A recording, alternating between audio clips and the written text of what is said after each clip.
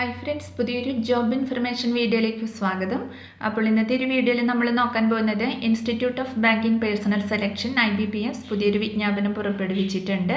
അപ്പോൾ അതിൻ്റെ ഡീറ്റെയിൽസ് ആണ് ഇന്നത്തെ ഒരു വീഡിയോയിൽ നമ്മൾ നോക്കാൻ പോകുന്നത്. ഇന്ത്യയിലെ വിവിധ പൊതുമേഖലാ ബാങ്കുകളിലേക്കായിട്ട് 6000-ൽ പരം ഒഴിവുകളാണ് വന്നിട്ടുള്ളത്. കേരളത്തിലും നിരവധി ഒഴിവുകൾ വന്നിട്ടുണ്ട്. ഓൺലൈനായിട്ടാണ് അപ്ലൈ ചെയ്യേണ്ടത്. അപ്പോൾ നമുക്ക് ഈ ഒരു നോട്ടിഫിക്കേഷൻ്റെ കൂടുതൽ ഡീറ്റെയിൽസ് നോക്കാം. വീഡിയോയിലേക്ക് പോകുന്നതിന് മുമ്പ് നിങ്ങൾ ആരെങ്കിലും ആദ്യമായിട്ടാണ് ഈ ചാനൽ കാണുന്നതെങ്കിൽ മറക്കാതെ സബ്സ്ക്രൈബ് ചെയ്ത് വെക്കുക. അതോടൊപ്പം തന്നെ പുതിയ നോട്ടിഫിക്കേഷൻ കിട്ടുന്നതിന് വേണ്ടി തൊട്ടടുത്തുള്ള ബെൽ ബട്ടൺ കൂടി എനേബിൾ ചെയ്യുക. അപ്പോൾ ഞാൻ അപ്ലോഡ് ചെയ്യുന്ന പുതിയ ജോബ് ഇൻഫർമേഷൻ വീഡിയോസ് നിങ്ങൾക്ക് പെട്ടെന്ന് തന്നെ നോട്ടിഫിക്കേഷനായിട്ട് ലഭിക്കുന്നതായിരിക്കും. അപ്പോൾ ഈ ഒരു നോട്ടിഫിക്കേഷൻ്റെ ഓൺലൈൻ ആപ്ലിക്കേഷൻ ഡേറ്റ് സ്റ്റാർട്ട് ചെയ്തിട്ടുള്ളത് 1/7/2024 മുതലാണ്.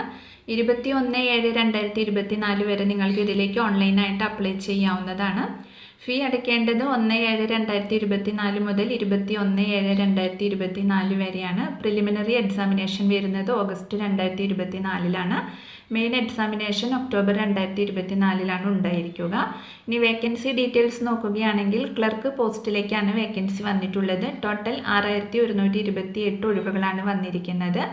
കേരളത്തിൽ ഒഴിവുകൾ 106 വേക്കൻസിയാണ് വന്നിട്ടുള്ളത്. അപ്പോൾ bank of Baroda, bank of India, bank of Maharashtra, Canara bank, central bank of India, Indian bank, Indian overseas bank, Punjab national bank, Punjab and Sindh bank, UCO bank, union bank of India തുടങ്ങിയ ബാങ്കുകളിലേക്കാണ് ഒഴിവുകൾ വന്നിട്ടുള്ളത്.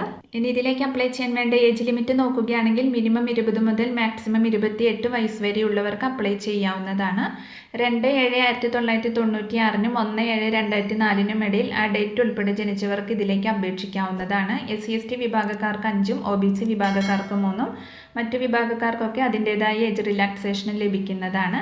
ഇനി ഇതിലേക്ക് അപ്ലൈ ചെയ്യാൻ വേണ്ട എഡ്യൂക്കേഷണൽ ക്വാളിഫിക്കേഷൻ നോക്കുകയാണെങ്കിൽ ഏതെങ്കിലും റെക്കഗ്നൈസ്ഡ് യൂണിവേഴ്സിറ്റിയിൽ നിന്നും ഏതെങ്കിലും ഡിസിപ്ലിനിലുള്ളൊരു ഗ്രാജുവേഷൻ അല്ലെങ്കിൽ തത്തുല്യ യോഗ്യത ഉണ്ടായിരിക്കണം. കൂടാതെ കമ്പ്യൂട്ടർ പരിജ്ഞാനവും ആവശ്യമാണ്. അതുപോലെ തന്നെ നിങ്ങൾ ഏത് സംസ്ഥാനത്തേക്കാണോ അപ്ലൈ ചെയ്യുന്നത് അവിടുത്തെ പ്രാദേശിക ഭാഷ എഴുതാനും സംസാരിക്കാനും അറിഞ്ഞിരിക്കണം. കേരളത്തിലാണെങ്കിൽ മലയാളം എഴുതാനും വായിക്കാനും സംസാരിക്കാനും അറിഞ്ഞിരിക്കണം. ഇനി ഇതിൻ്റെ സെലക്ഷൻ പ്രോസസ്സ് നോക്കുകയാണെങ്കിൽ പ്രിലിമിനറി എക്സാമിനേഷൻ്റെയും മെയിൻ എക്സാമിനേഷൻ്റെയും അടിസ്ഥാനത്തിലാണ് സെലക്ഷൻ നടത്തുന്നത്. അപ്പോൾ ഒബ്ജക്റ്റീവ് ടൈപ്പ് ക്വസ്റ്റ്യൻ ആണ് ഉണ്ടായിരിക്കുക. പ്രിലിമിനറി എക്സാമിനേഷൻ്റെ ഡീറ്റെയിൽസ് നോക്കുകയാണെങ്കിൽ ഇംഗ്ലീഷ് ലാംഗ്വേജ് 30 മാർക്കിൻ്റെ 30 ക്വസ്റ്റ്യൻ ആണ് ഉണ്ടായിരിക്കുക. ടൈം ഡ്യൂറേഷൻ 20 മിനിറ്റ് ആണ് വരുന്നത്. ന്യൂമറിക്കൽ എബിലിറ്റി 35 മാർക്കിൻ്റെ 35 ക്വസ്റ്റ്യൻ ആണ് വരുന്നത്. ടൈം ഡ്യൂറേഷൻ 20 മിനിറ്റ് ആണ്. റീസണിങ് എബിലിറ്റി 35 മാർക്കിൻ്റെ 35 ക്വസ്റ്റ്യൻ ആണ് ഉണ്ടായിരിക്കുക. ടൈം ഡ്യൂറേഷൻ 20 മിനിറ്റ് ആണ് വരുന്നത്. ഇങ്ങനെ ടോട്ടൽ 100 മാർക്കിൻ്റെ 100 ക്വസ്റ്റ്യൻ ആണ് വരുന്നത്. ടൈം ഡ്യൂറേഷൻ 60 മിനിറ്റ് ആണ്. മെയിൻ എക്സാമിനേഷൻ്റെ ഡീറ്റെയിൽസ് നോക്കുകയാണെങ്കിൽ ജനറൽ ആൻഡ് ഫിനാൻഷ്യൽ അവയർനെസ് 50 മാർക്കിൻ്റെ 50 ക്വസ്റ്റ്യൻ ആണ് വരുന്നത്. ടൈം ഡ്യൂറേഷൻ 35 മിനിറ്റ് ആണ്. ജനറൽ ഇംഗ്ലീഷ് 40 മാർക്കിൻ്റെ 40 ക്വസ്റ്റ്യൻ ആണ് ഉണ്ടായിരിക്കുക. ടൈം ഡ്യൂറേഷൻ 35 മിനിറ്റ് ആണ്. Reasoning ability and computer aptitude 60 മാർക്കിൻ്റെ 50 ക്വസ്റ്റ്യൻ ആണ് വരുന്നത്. ടൈം ഡ്യൂറേഷൻ 45 മിനിറ്റ് ആണ്. ക്വാണ്ടിറ്റേറ്റീവ് ആപ്റ്റിറ്റ്യൂഡ് 50 മാർക്കിൻ്റെ 50 ക്വസ്റ്റ്യൻ ആണ് ഉണ്ടായിരിക്കുക. ടൈം ഡ്യൂറേഷൻ 45 മിനിറ്റ് ആണ്. ഇങ്ങനെ ടോട്ടൽ 200 മാർക്കിൻ്റെ 190 ക്വസ്റ്റ്യൻ ആണ് വരുന്നത്. ടോട്ടൽ ടൈം ഡ്യൂറേഷൻ 160 മിനിറ്റ് ആണ് ഉണ്ടായിരിക്കുക. ഇനി മീഡിയം ഓഫ് എക്സാമിനേഷൻ കേരളത്തിൽ ഇംഗ്ലീഷിലും ഹിന്ദിയിലും മലയാളത്തിലുമാണ് ഉണ്ടായിരിക്കുക. പ്രിലിമിനറി എക്സാമിനേഷൻ്റെ സെൻറ്റർ നോക്കുകയാണെങ്കിൽ കേരളത്തിൽ ആലപ്പുഴ, കണ്ണൂർ, കൊച്ചി, കൊല്ലം, കോട്ടയം, കോഴിക്കോട്, മലപ്പുറം, പാലക്കാട്, തിരുവനന്തപുരം, തൃശ്ശൂർ ജില്ലകളിലാണ് വരുന്നത്. മെയിൻ എക്സാമിനേഷൻ്റെ സെൻറ്റർ കൊച്ചിയിലും കോഴിക്കോടും തിരുവനന്തപുരത്തുമാണ് ഉണ്ടായിരിക്കുക. ഇനി ഇതിലേക്ക് ഒരു ആപ്ലിക്കേഷൻ ഫീ വരുന്നുണ്ട്. SC/ST PWD ESM DSM കാൻഡിഡേറ്റ്സിന് 175 രൂപയാണ് ആപ്ലിക്കേഷൻ ഫീ വരുന്നത്. മറ്റു വിഭാഗക്കാർക്കൊക്കെ 850 രൂപയാണ് ആപ്ലിക്കേഷൻ ഫീ ഉണ്ടായിരിക്കുക. ഓൺലൈനായിട്ടാണ് ഫീ അടയ്ക്കേണ്ടത്. അപ്പോൾ ഇത്രയുമാണ് വേക്കൻസി ഡീറ്റെയിൽസ് വരുന്നത്. ഇനി ഇതിലേക്ക് എങ്ങനെയാണ് അപ്ലൈ ചെയ്യേണ്ടതെന്ന് നോക്കാം. IBPSൻ്റെ വെബ്സൈറ്റ് വഴി നിങ്ങൾക്ക് ഇതിലേക്ക് അപ്ലൈ ചെയ്യാവുന്നതാണ്.